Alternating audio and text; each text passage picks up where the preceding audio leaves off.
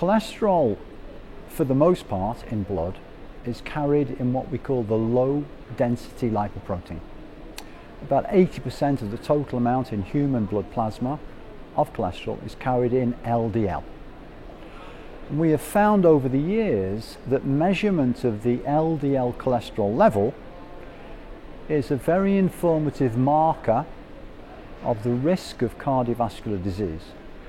And the reason for that is, and this is quite recent, there is now sufficient evidence from many types of studies to show that LDL is causal in the process of atherosclerotic cardiovascular disease.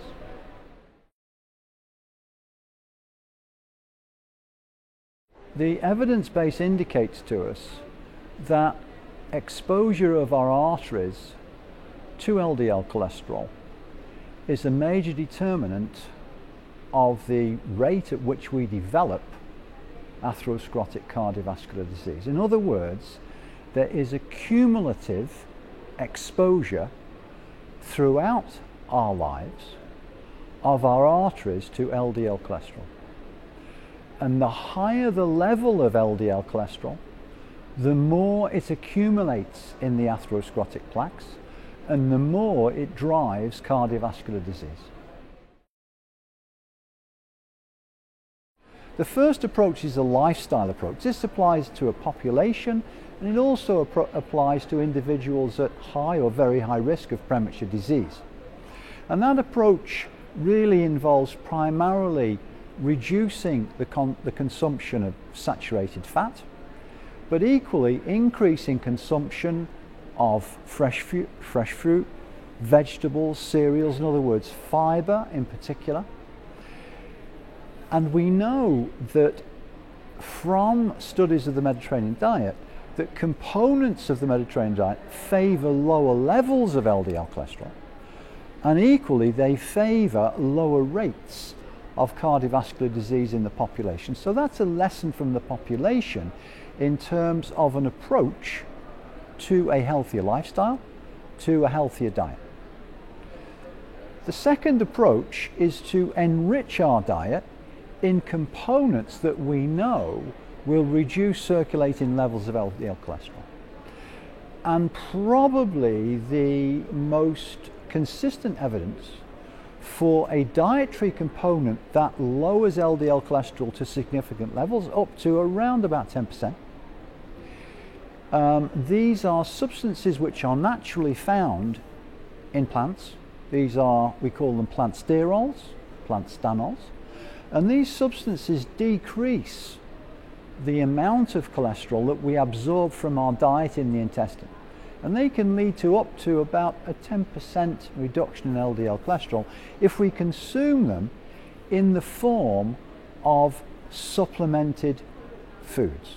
And a good example, for example, we have spreads, we have yogurts, we have different types of products that can be supplemented up to, for example, about 2 grams a day in what we call plant stanols or plant sterols.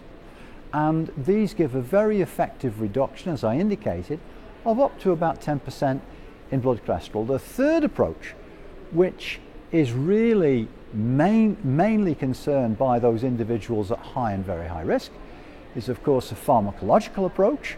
And the primary approach that's been used over more than 30 years is to use a statin, which will give us, according to the dose, according to the particular statin that is administered, between 20 and up to 50% of reduction in LDL cholesterol.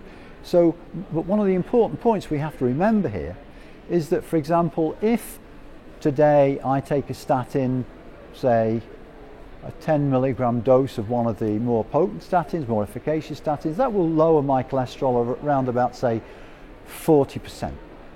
Now that 40% can be increased by about 5 or 6% by increasing the dose of statin. Now, for various reasons, an individual or a clinician might not wish to increase the dose.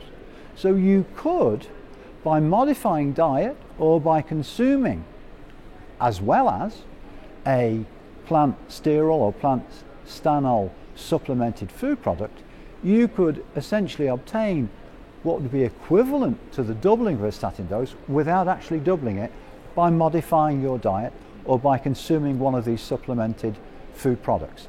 So I think there are a number of approaches, but certainly the European Society of Cardiology, the European Atherosclerosis Society really advise an integrated approach: lifestyle, level of exercise, diet, modelled on the Mediterranean diet, and ultimately very high risk, obviously a pharmacological approach. In the 1970s, a critically important discovery was made by colleagues in Dallas, Michael Brown and Joseph Goldstein. And they discovered the molecular mechanism which primarily controls the level of LDL cholesterol in the blood. This is the LDL receptor, and I had the privilege of actually working for a short period of time in that laboratory, and of course later on in the early 1980s, Brown and Goldstein received the Nobel Prize. And I think when you're exposed to exceptional scientists, you cannot fail to be affected by their enthusiasm, by their interest, and by the spirit of discovery. But I think what was important for me was that this was science at the interface with medicine. So this was biomedical research, and I think that's, in my case, what has interested me so much over time, and subsequently the development of new approaches to decrease cardiovascular risk through approaches to lower LDL cholesterol in particular.